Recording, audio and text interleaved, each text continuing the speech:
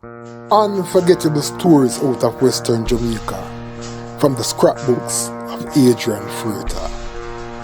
When Montego Bay's pride and joy, Seba United, ended the so-called dominance of national club football by Kingston-based teams, defeating Boys Town 4-3 on penalties in the 1986-87 Craven NPL final, which was played at the National Stadium in Kingston. Many persons in Kingston considered the victory by the Western team as a big fluke. But as far as then St. James FA President Wesmore Thomas was concerned, it was a changing of the guard. For him, the power base in national football had now shifted from Kingston to Montego Bay.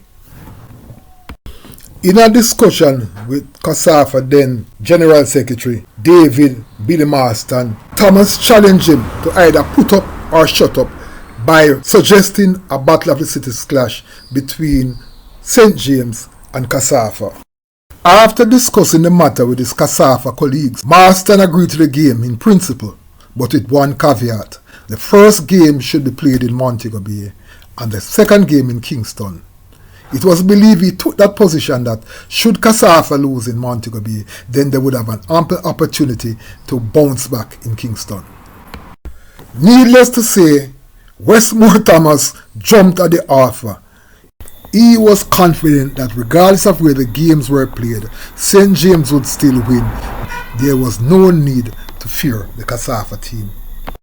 The match took on a special significance for many of the St. James players, especially those who felt they were being slighted by the national selectors over the years. For them, this was an opportunity to prove their worth and to show to Jamaica that they were as good as, if not better than, their KSAFA counterparts. To ensure that the St. James team got the best possible preparation, Thomas drew for the services of legendary football coach Steve Buckner, who had proven himself as a master tactician at both the schoolboy and the senior level. Buckner assembled a team that was simply irresistible. The star-studded lineup was led by skipper Mark Ledford and included Noel Brambram King, Michael Mangobead Parkinson, Alan Creature Aarons, Alton Noah Sterling, Alan Ply Latty, Walter Bull McDonald, Neville Weaver Brown, and star striker Paul Teagat Davis. In today's edition of the Lest You Forget series, we look at those two memorable games. On the afternoon of the first leg game, Gerard Park was jam-packed with expectant supporters, as fans turned out in their numbers to support the St. James team. However, while the St. James team dominated the game with a rain-drenched surface, they encountered numerous chances, and as fate would have had it, in the end, KSAFA got a goal against the run of play and they ended up 1-0 winners.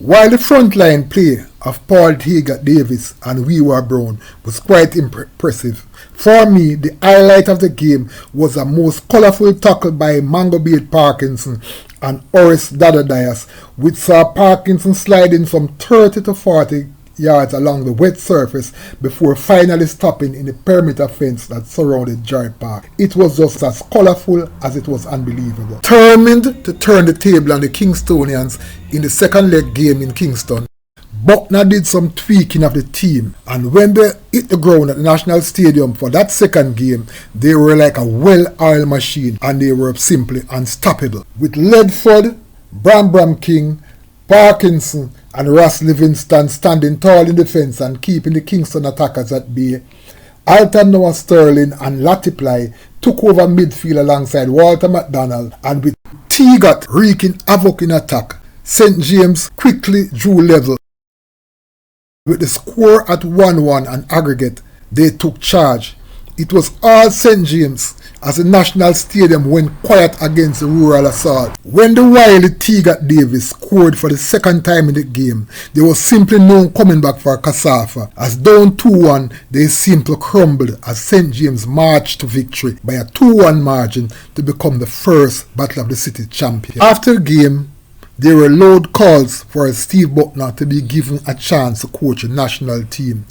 However, while that call was ignored, There was no denying several of the rural players who had stood out in the game, as some were rewarded with call-ups to the national team. Finally were given a chance to wear the national colours. Today, as I look back with fond memories of those two memorable Battle of the City games, there's no question that they brought immense pride to the people of St. James and must be counted among the unforgettable stories out of Western Jamaica. Unforgettable stories out of Western Jamaica from the scrapbooks of Adrian Freighter.